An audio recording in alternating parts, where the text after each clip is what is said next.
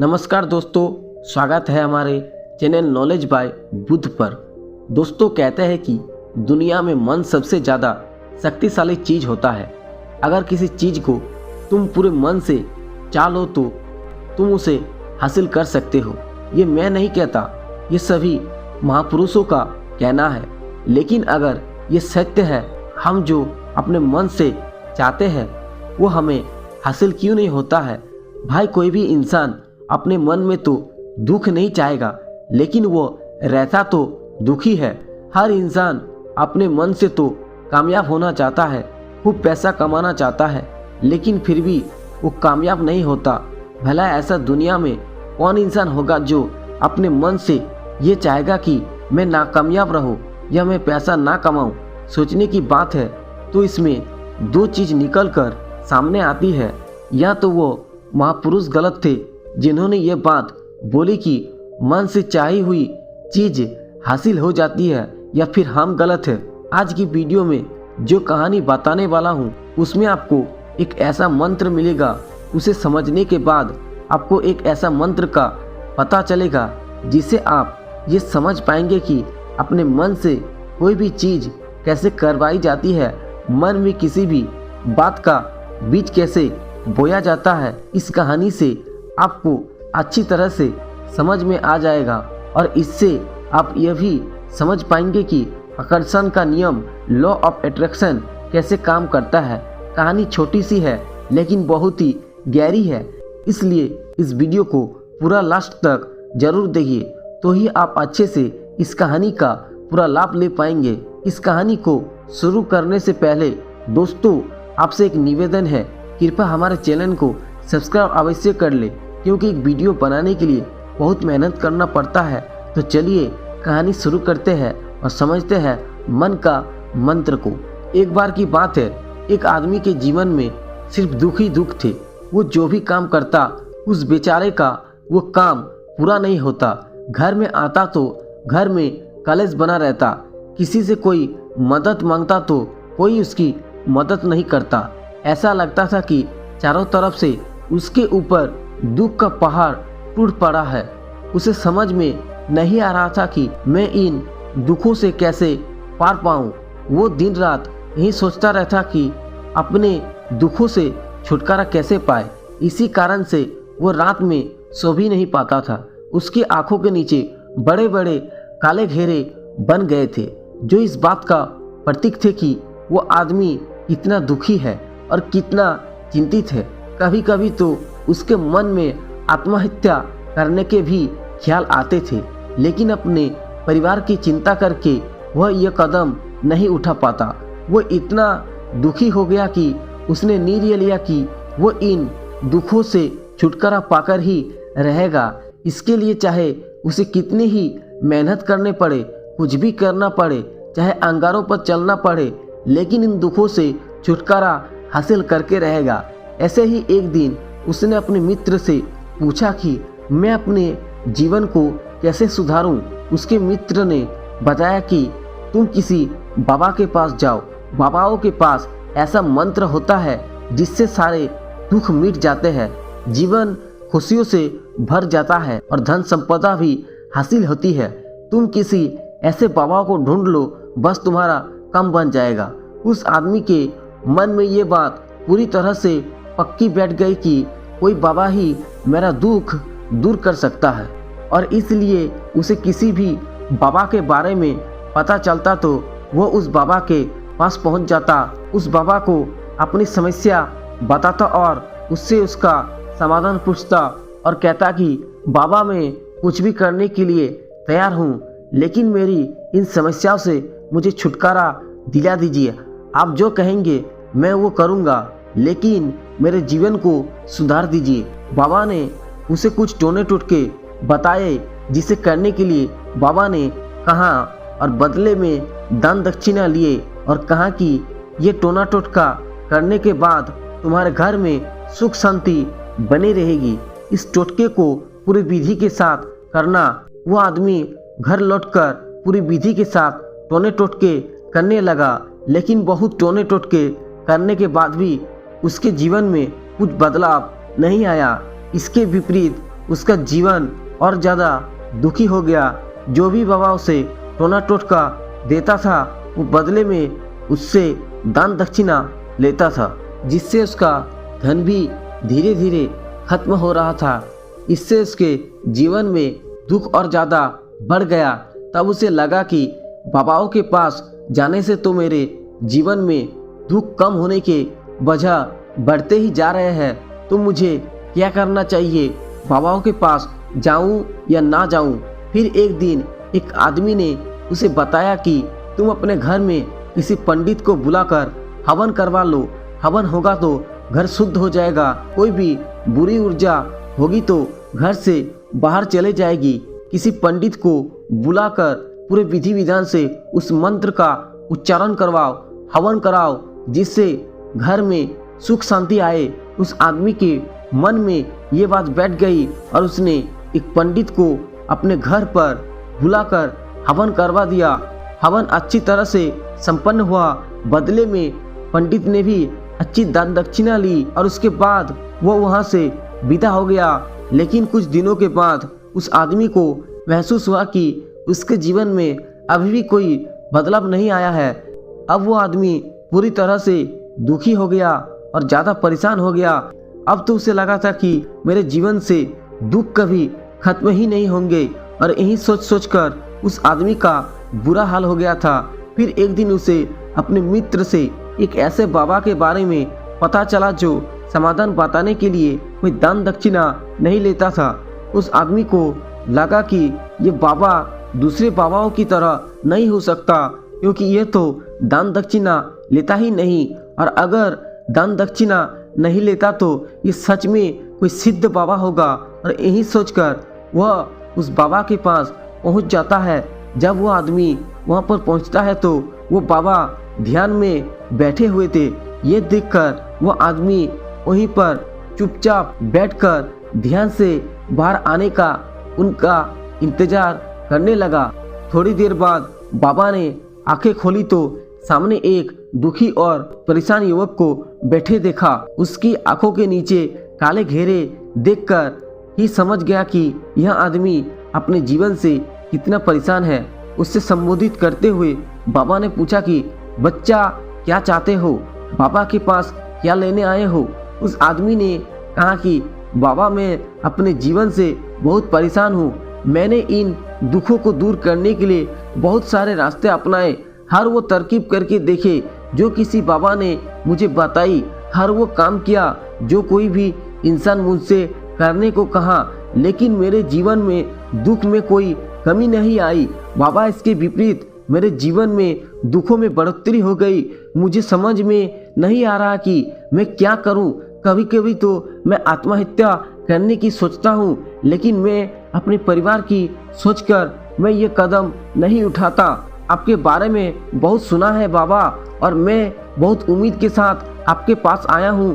कृपया करके मुझे कोई ऐसा मार्ग बताइए जिससे मुझे दुखों से छुटकारा मिल जाए। मैं अपने दुखों से छुटकारा पाने के लिए कुछ भी करने को तैयार हूँ। आप मुझे कोई भी रास्ता बताइए, चाहे वो रास्ता कितना ही कठिन क्यों ना हो, मैं उसको पार करके रहूँगा।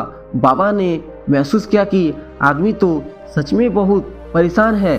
बाबा ने उसकी बात सुनकर कहा कि बच्चा, दुखों को दूर करने के लिए मंत्र ऐसे ही नहीं मिलते, मंत्र पाने के लिए कुछ करना पड़ता है। तुम कुछ कर सकते हो। ये सुनकर पहले तो उस आदमी ने सोचा कि ये बाबा भी मुझसे दान दक्षिणा मांगेंगे, लेकिन कोई रास्ता ना पाकर उस आदमी ने कहा, बाबा आपको जितना भी दान दक्षिणा चाहिए मैं देने के लिए तैयार हूँ, लेकिन आपका मंत्र सच्चा होना चाहिए, वो पूरा होना चाहिए, उसका फल मुझे मिलना चाहिए। उसके बाद में आपको जो भी दान दक्षिणा लेना चाहते हो मैं आपको दे दूंगा।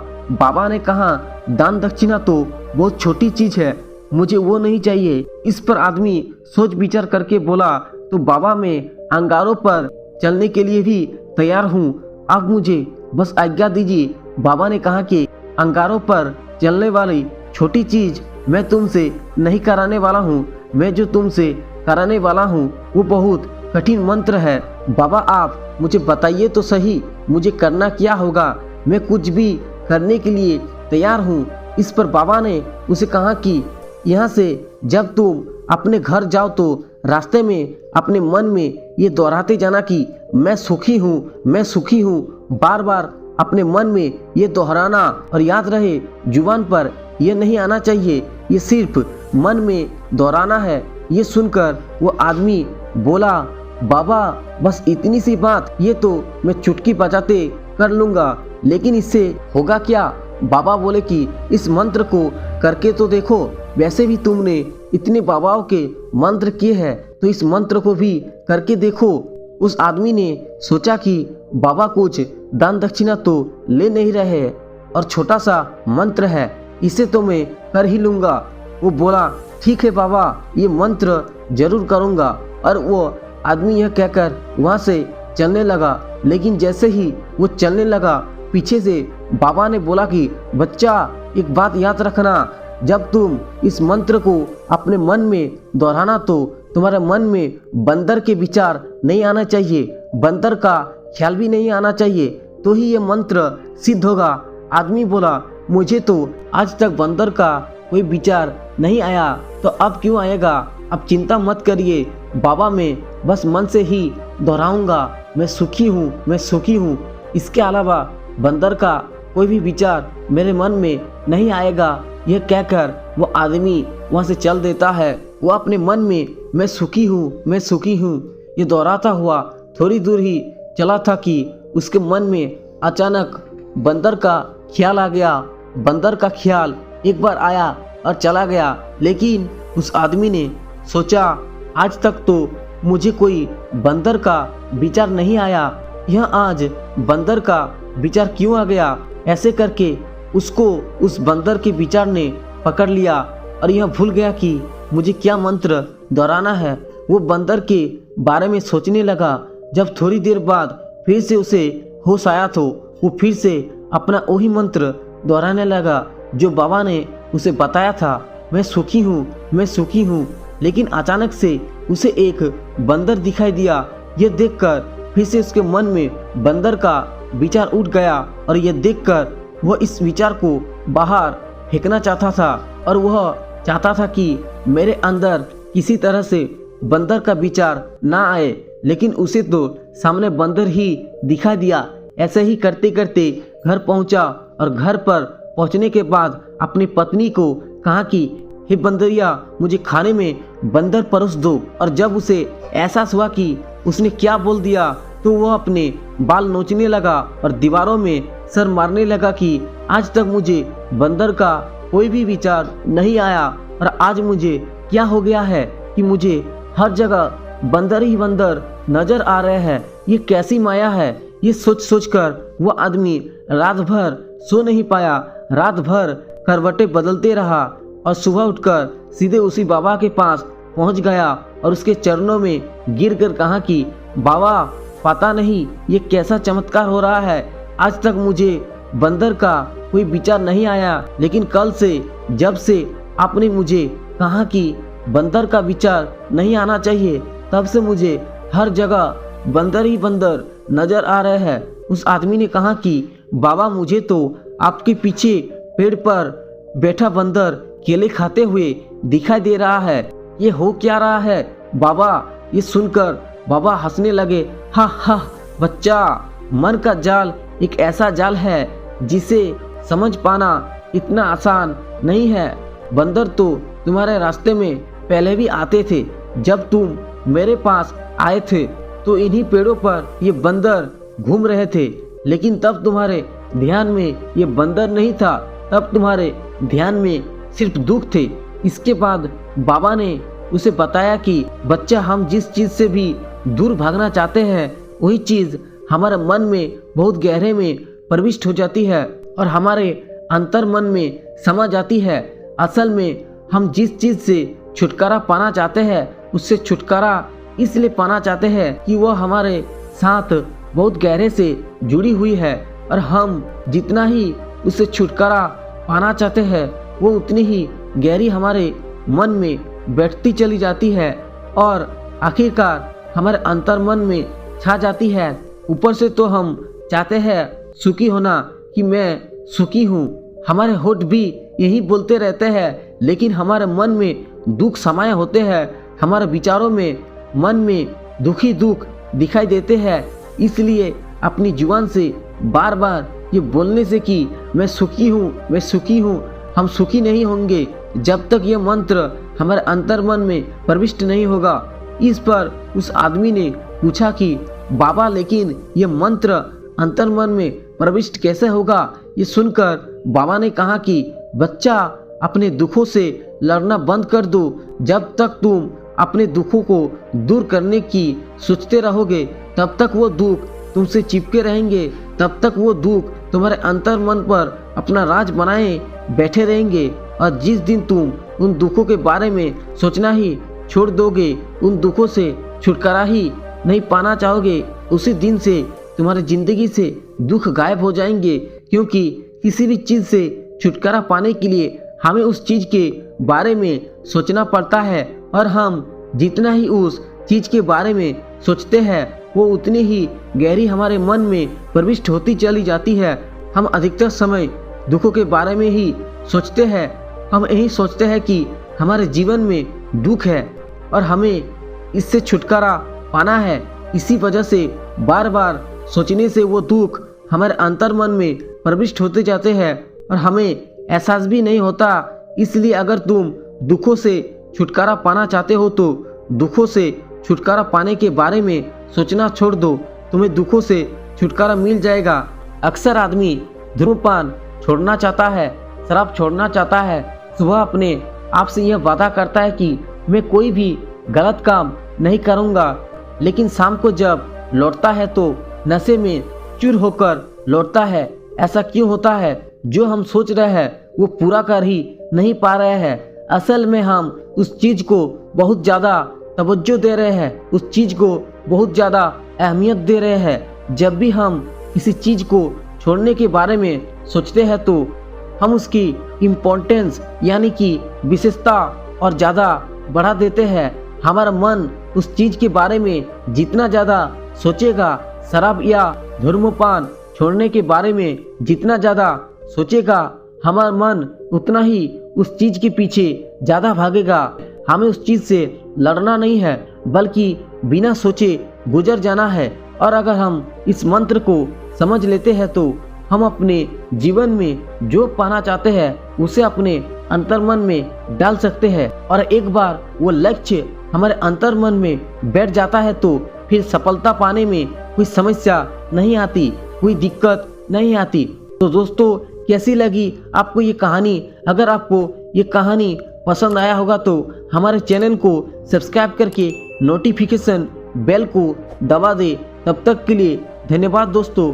मिलते हैं एक और इसी प्रकार के कहानी में।